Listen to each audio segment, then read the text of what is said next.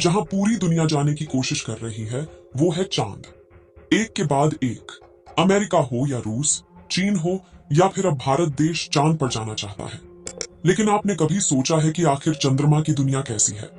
चांद पर मिट्टी है या पत्थर, समुद्र है या नदियां, पहाड़ है या रेत के मैदान, पानी है या कुछ और? चांद की धरती पर एलियन है या इंसान?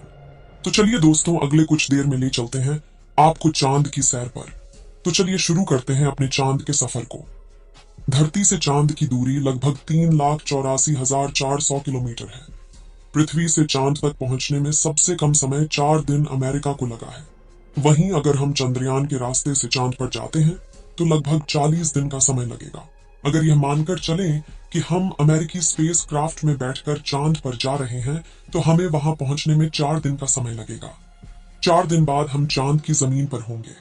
चांद की जमीन पर उतरने के बाद जो हमें सबसे पहले दिखेगा वो है चांद की जमीन। आपको चांद की जमीन ऊबड़ खाबड़ नजर आएगी। चांद की जमीन पर हर तरफ आपको बड़े बड़े गड्ढे दिखाई देंगे। जब आप चांद की जमीन पर खड़े होकर ऊपर की ओर देखेंगे तो आपको हमारा खूबसूरत ग्रह पृथ्वी नजर आएगा, जिसमें आपको पृथ्वी साफ साफ अपने अक्ष पर घूर्णन करती हुई नजर आएगी, लेकिन आसमान में हमेशा उसकी स्थिरता बनाए रखेगी। अर्थात चांद पर खड़े होकर पृथ्वी को कई वर्षों से अगर हम निहारते रहे तो वह अपनी जगह से टस से मस नहीं होगी। चांद का गुरुत्व आकर्षण पृथ्वी के मुकाबले 6 गुना कम है, यानी चांद की जमीन पर जाने के बाद हमारा वजन 6 गुना कम हो जाएगा। यदि पृथ्वी पर आपका वजन 60 किलो है तो चांद की सरफेस पर आपका वजन केवल 10 किलो ही रह जाएगा। यानी चांद की जमीन पर उतरने के बाद आप अपने आप को काफी हल्का महसूस कर रहे होंगे। आप इधर उधर आसानी से उछल पाएंगे। इसी कारण नील आर्मस्ट्रॉन्ग जब चांद पर चल रहे थे तब उछल उछल कर चल रहे थे, क्योंकि दोस्तों चांद पर पृथ्वी की तरह चल पाना संभव नहीं है।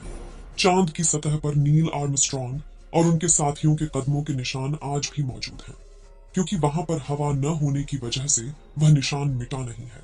फिर थोड़ा चलने के बाद जब आप चांद पर इधर उधर देखोगे तो आपको बहुत सारा कचरा पेपर, बहुत सारे क्षतिग्रस्त सैटेलाइट और बैग्स मिलेंगे। ये सारा कचरा हम इंसान ने ही फैलाया है। ये कचरा इतना ज्यादा है कि 5 ट्रक भर सकते हैं। चांद पर कचरा और ये पेपर अंतरिक्ष यात्रियों ने फेंके थे, जिसमें उनकी मानव मूत्र और उल्टियां हैं। अब आप चांद की जमीन पर खड़े हैं तो आपको सबसे ज्यादा खतरा आसमानी मौत का है। चांद का गुरुत्व आकर्षण कम होने की वजह से इसके पास कोई भी वायुमंडल मौजूद नहीं है। वायुमंडल की नामौजूदगी के कारण वहां पर रहने वालों के लिए उल्का पिंड से मरने का खतरा लगातार बना रहता है। यानी आप चांद पर खड़े हैं और पता नहीं कब एक बड़ा पत्थर आसमान से गिरकर आएगा और आपकी मौत वहीं पर हो जाएगी। यही वजह है पृथ्वी से देखने पर जो चांद पर काले धब्बे दिखाई देते हैं, असल में वे धब्बे नहीं, गड्ढे हैं। जहां पर सूर्य की रोशनी नहीं पहुंच पाने की वजह से वो धब्बे नजर आते हैं। सूर्य के बाद आसमान में सबसे ज्यादा चमकने वाली अगर कोई चीज है तो वो है चंद्रमा। जब हम पृथ्वी से आसमान की तरफ देखते हैं तो हमें नीला दिखाई देता है, लेकिन जब चांद से आसमान की तरफ देखेंगे तो हमें नीला नहीं बल्कि काला दिखाई देगा। यानी आप जब भी ऊपर आसमान की तरफ देखेंगे तो आपको लगेगा कि आप काले आसमान की दुनिया में आ गए हैं। अब चांद पर खड़े होकर आप बहुत बोरिंग फील कर रहे हैं और हम मजाक नहीं कर रहे। अमेरिकी अंतरिक्ष एजेंसी नासा ने वर्ल्ड रिकॉर्ड में अपना नाम दर्ज करवाते हुए चांद पर वाईफाई की सुविधा उपलब्ध करा दी है, जो कि 3 MBPS तक इंटरनेट स्पीड देता है। यानी आप आराम से चांद पर इंटरनेट चलाकर अपना एंटरटेनमेंट कर सकते हैं। अब आपका मन कर रहा है इंटरनेट तो बहुत हुआ, अब चांद से मैं पृथ्वी पर अपने घर फोन करके बात करता हूँ। आपने फोन मिलाया, फोन लग भी गया, लेकिन ये क्या, आप बोल रहे हैं लेकिन आपकी आवाज मुंह से बाहर नहीं आ रही है। जी हाँ, ये सच है, चांद पर आप कितना भी जोर से चिल्ला लें, आपकी आवाज मुंह से बाहर नहीं आएगी। धरती पर वायु की हमेशा हर जगह उपस्थिति रहती है, लेकिन चंद्रमा का अपना कोई वायुमंडल नहीं है, इसलिए वहां पर ध्वनि तरंगों का संचरण सामान्य रूप से संभव नहीं है। यदि आप चंद्रमा पर किसी को पुकार कर बुलाना चाहेंगे तो उस तक आपकी आवाज नहीं पहुंच पाएगी।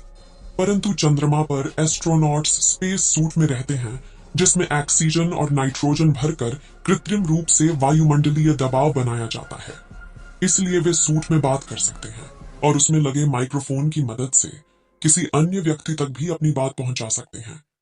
इस तरह से चंद्रमा पर टेलीफोन के काम करने में तो कोई समस्या नहीं है, लेकिन आपको ध्वनि को अपने मुंह से माइक्रोफोन तक पहुंचाने के लिए किसी माध्यम जैसे वायु की आवश्यकता पड़ेगी, जो कि इस स्पेस सूट में ही संभव है।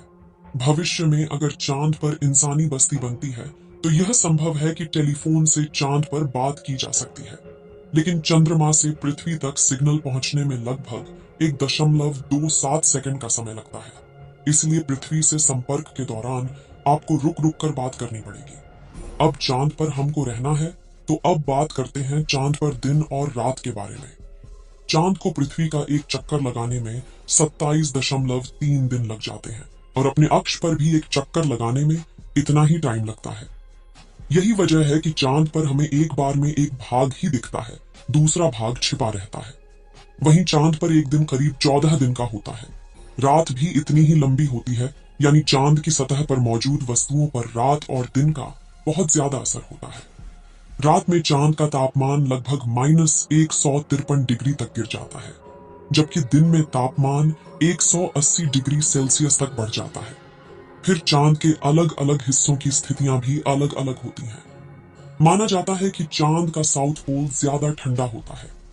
रात तो वहां पर इतनी ठंडी होती है कि पृथ्वी का कोई भी मनुष्य शायद ही उन हालात में रह पाए। बस्तियां बसाने की कल्पना तो दूर की बात है। अगर वैज्ञानिकों की माने तो चांद के साउथ पोल पर दिन में भी तापमान ज्यादा गर्म नहीं होता है, लेकिन रात बहुत ही ठंडी होती है।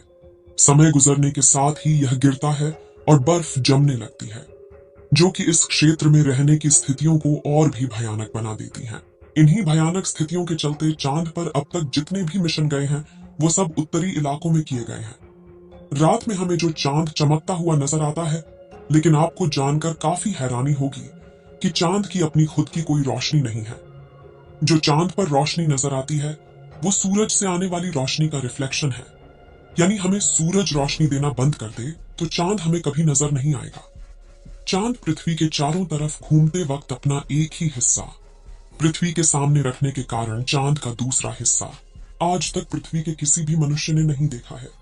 दोस्तों, चांद पर मौसम नहीं पाए जाते हैं, क्योंकि परिक्रमा के दौरान चांद अपनी धुरी पर सिर्फ 1.54 डिग्री तक तिरछा होता है, जबकि पृथ्वी 23.44 डिग्री तक झुकी होती है। चांद के ध्रुवों पर कई ऐसे इलाके हैं जहां कभी सूरज की रोशनी पहुंच ही नहीं पाती है। यानी घूमते हुए अगर आप चांद के इन इलाकों में पहुंच गए तो वहां नजारे बेहद ही भयानक होंगे। आपको जानकर हैरानी होगी कि पृथ्वी की वजह से चांद पर मौसम नहीं बदलते, लेकिन चांद की वजह से पृथ्वी पर मौसम बदलते हैं। अब अगर आपका चांद की दुनिया का सफर कंप्लीट हो गया हो तो आप अपनी स्पेसक्राफ्ट में बैठ जाएं और उसके बाद धरती पर आने के लिए रवाना हो जाएं। दोस्तों, आपको चांद का डरावना और जानकारियों से भरा सफर कैसा लगा, हमें कमेंट बॉक्स में लिखकर जरूर बताएं। इस वीडियो को एक लाइक जरूर करें और अपने मित्रों तक इस वीडियो को शेयर करें ताकि उन्हें भी जानकारी मिल सके।